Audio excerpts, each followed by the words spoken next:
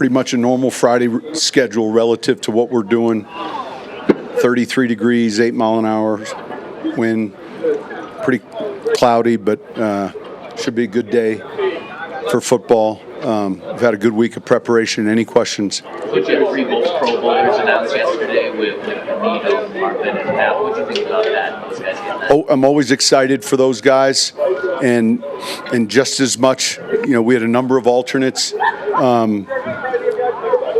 It's always look, it's a big deal to these guys, and now that game, I was lucky enough. My first year, it used to be played the week after the Super Bowl in Hawaii, and the staffs who lost in the championship round were the coaching staffs for that game. And that year, my first year, we lost to the Bears in the NFC Championship game, and Patriots lost to the Colts. And so it gave me, as a young head coach, a great opportunity to be 10 days with Belichick and his staff. The other thing it used to do is the head coach got to pick the long snapper. And so you get this packet of information, and you get home, and you have 15 emails from special teams coordinators in the NFC telling you why their long snapper should go. And I believe I picked the snapper from Tampa Bay, who was his last year. He had played, and it was a good player anyway. It's so much different now, and yet each year when they talk about Hall of Fame for these guys, they discuss Pro Bowls and All Pro, and those things are, are brought up. And so I'm excited for those 3. They're well deserved, and excited for the opportunity those others may have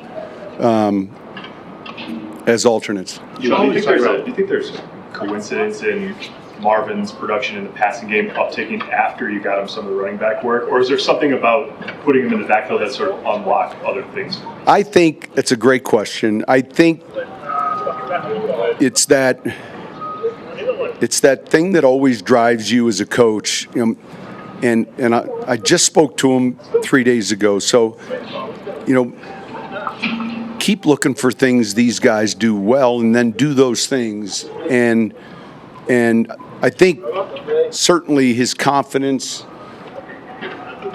just on the field, whether he's returning punts, running routes, taking, in year 2, it's been great to see, the growth that you hope you see in a player in his second year. We saw it right away as a returner a year ago, and we saw spurts.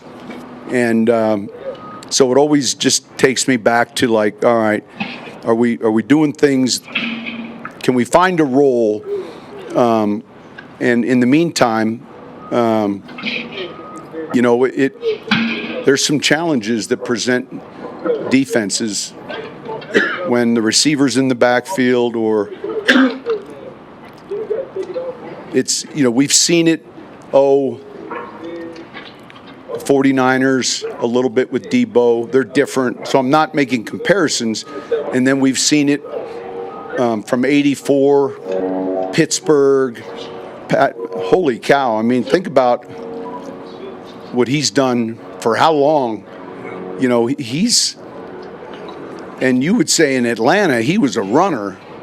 And then when he played receiver, well, he was a receiver. And so that's a unique athlete that you would say in the latter part of his career, his, if you marked where his touches were, that pattern has drastically changed. And so we keep looking for those with each player. With Surtain, he's kind of in the defensive player of the year conversation as well. Could you speak to the impact he's had on the defense and how much you feel he's deserving of that particular honor? Well, look, it's always difficult because there's so many great candidates, but I think number one, I was a voter for these awards once. Somebody reached out. I don't know if you had to be. I don't know how it worked, but the year I was out, and I spent a lot of time. And that you're always, when it's close, it's a little shinier for the team that's winning. And when you look at the receivers he's defended and the impact he's had for us and how we played defensively and, all those other things, it's an easy case to make. Sometimes it's a more difficult case to make, but certainly he's deserving of that type of award. I mean, he's that good. For Quinn just fell short of the Pro Bowl. For offensive linemen specifically, how long does it take for? Here's what happens. You ready? Here's what happens. And I've told Quinn this. I said the same thing to Jari Evans. Jari's up for the Hall of Fame this year. He's a finalist. An elite guard. Elite. And he didn't make it year 2. I'm not sure what year it was. I called him in and I said, look, you're going to get slighted a year or 2 in the early part of your career. And then you're going to have 2 that you really shouldn't have gotten in that you get on the back end. And the same thing will happen with Quinn. There's been a lot of talk just about the Chiefs not playing and you guys win. Can't control that. We can't control any of that. And at the beginning of the week, that's the message. And I believe, listen, and I said it at the start of the week, you go 15-1, you do what's best for your team. Andy's done this a long time and been very successful. And so one of the things I think you learn from experience is the things that you can control on your team being ready. And so that's what our focus has been on. And it's a great question. But there's a scheme offensively. There's a scheme defensively. And sure, there'll be some different players in different positions. But look, they played this same game a year ago, beat the Chargers. So we've got to be ready to focus on the Denver Broncos. Coach, focusing on the Denver Broncos, what has the mentality of the players and the team been? It's been outstanding. Thought we had a real good week.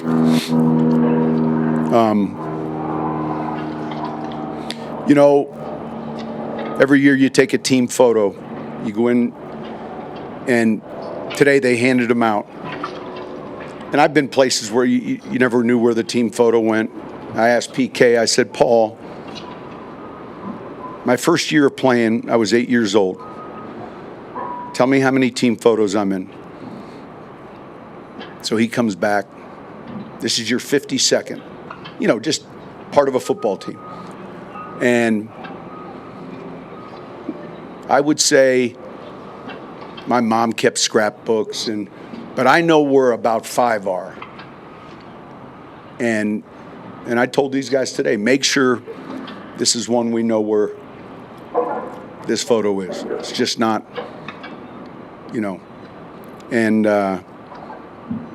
it's been a tight-knit team. And so, we've hit adversity like every team during the stretch of the season. We've had success. We've had, and here it is.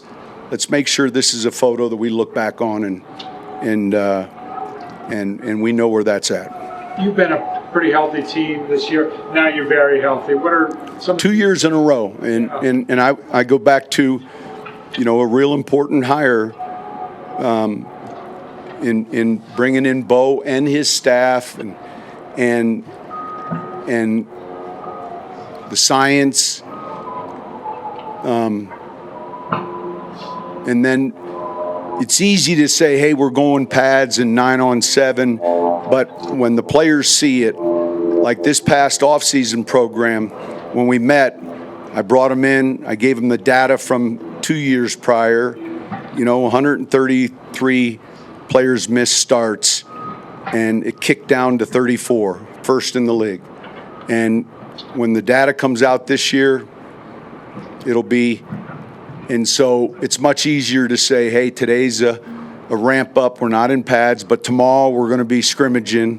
You're going to be playing in the there's a buy-in when they see that you have to build callus, and when you see that, we're selling all the time, right? We're selling the training room, we're selling the weight room, we're selling our offense, our defense, and so they've done a great job in that area, and it's helped us win games.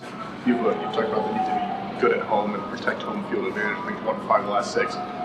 How important is it to be at home this Sunday and to have? Man, what else? And it's not just at home. It gets back to when I was talking about Denver. It's home here, in a place with great tradition, in a stadium that's loud, in a stadium that's used to and seen, a ton of great games. And so to play in this stadium in a meaningful game at home, I'm getting excited now talking about it. When you talked about the guys keeping the team photo, when did you kind of recognize that this team was special compared to others in terms of the bond? Well, I think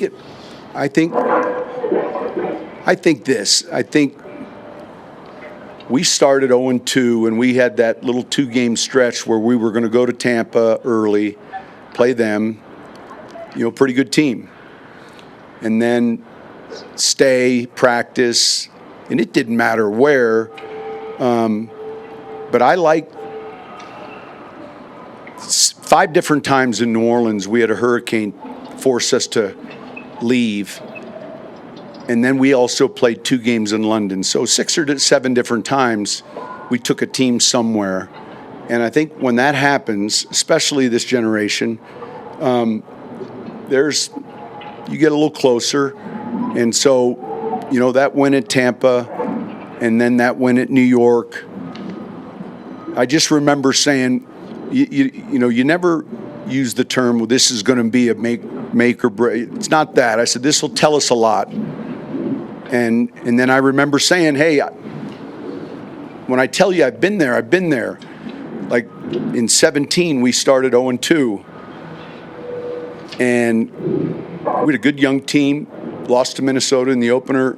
I forget who, week 2. Then we had to go to Carolina, and then we had to go to London to play the Dolphins. And we're playing a good Carolina team. And we won at Carolina, won in London, and so I think that 2-week stretch was really important,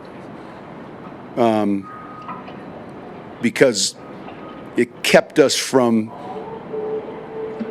digging a hole that maybe a year ago we were able to get to, but so much energy is required to get to ground zero and that stretch there, I think,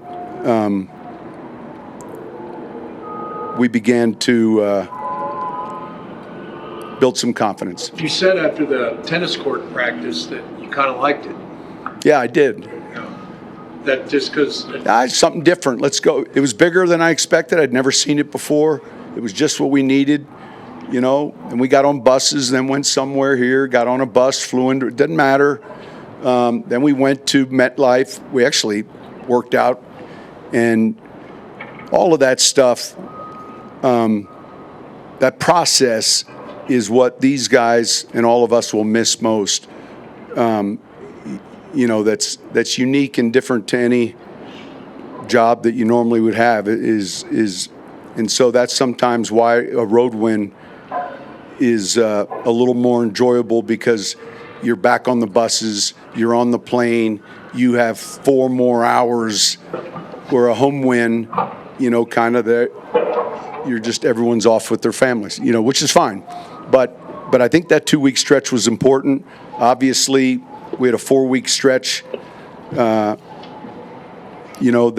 we were able to, any of these playoff teams, any and all of them, you're going to find a 4-win stretch, a 5 wins. It's not win 2, lose 1.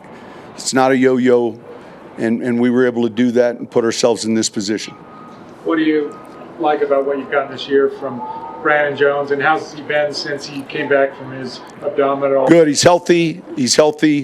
Boy, he's athletic. He works his tail off. He can overtrain at times. and he's a good teammate. So he's been a good addition. Quietly, there's been, a number of these guys. I don't want to say under the radar. That's not the right term, but